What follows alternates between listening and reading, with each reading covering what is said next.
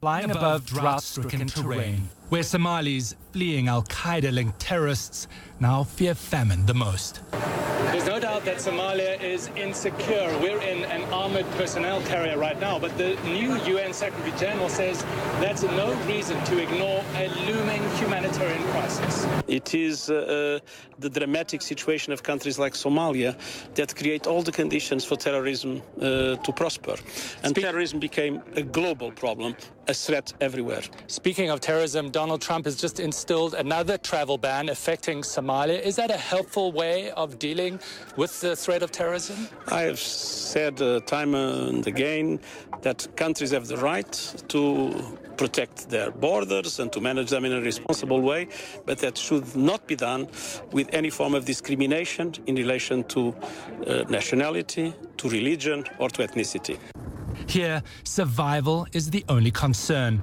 Fatoumata Hassan is tired, gaunt. I fled with my children more than 100 miles on foot, she says. Shankaron cried the whole way, she says. Little Rahma is exhausted. A famine hasn't been declared yet, but that means little to the sick and the hungry at the regional hospital. The UN says more than 6 million people desperately need food assistance. That's half the Somali population. The United States is the UN's biggest donor, but the Secretary General faces a White House that has threatened to slash UN funding and foreign aid budgets. The new Somali president was given a Make Somalia Great Again hat in his first meeting with the US ambassador, and now a travel ban. Does it weaken the relationship? Well, it's something we have to work on. We have to work with the US government to see that this ban must be lifted. His country in need, once again, of an international community he hopes is still willing to help. Mogadishu, Somalia. CNN. Fatoumata Hassan sits in the opening of her ramshackle shelter. She is tired and gaunt. Her 3-year-old daughter Shankaran sits on her lap, eyes blank and scared. It is a look that is far too common in these parts.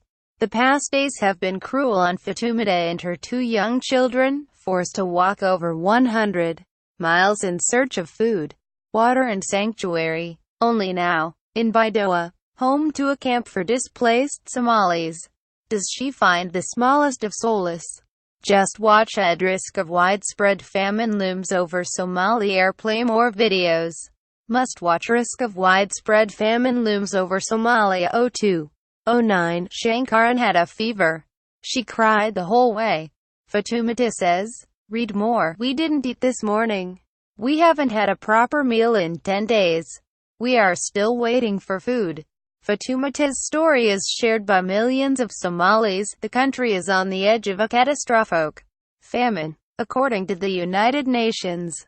Critical over 6 million people are in need of food assistance, more than half the country's population, according to recent figures from the UN. But even inside the camps, food is scarce. It has been 2 weeks since Noor Ibrahim fled his village to seek help at the camp. Cheeks sunken, he stands next to his shelter recalling tales of those in his village who had lost their lives. A young girl stands in front of makeshift shelters in Baidoa. More than 6 million people need food assistance in Somalia. The drought, impending famine and the presence of Al-Shabaab, a terrorist group, have left the country and its people in a desperate situation. The situation is critical in Somalia. People are dying of hunger and there is no water. Ibrahim tells CNN, this drought is even worse than 2011. We haven't seen any food aid yet. Al-Shabaab blocks the roads. There is no access for food aid. The Shabaab steal food as well. An African Union technical guards a UN mission in Baidoa, Somalia, neglected in 2011. More than 250,000 people died during a famine. The United Nations says that more than half died before the famine was even declared. So the sense of urgency is not lost on those with the power to urge change. UN Secretary-General Antonio Guterres, who on Tuesday made his first visit to the country since taking up his role, warned the crisis facing the Somali people had been neglected by the world. Let's not forget that each one of these people is an individual case of extreme suffering, he told CNN as the UN launched a new appeal.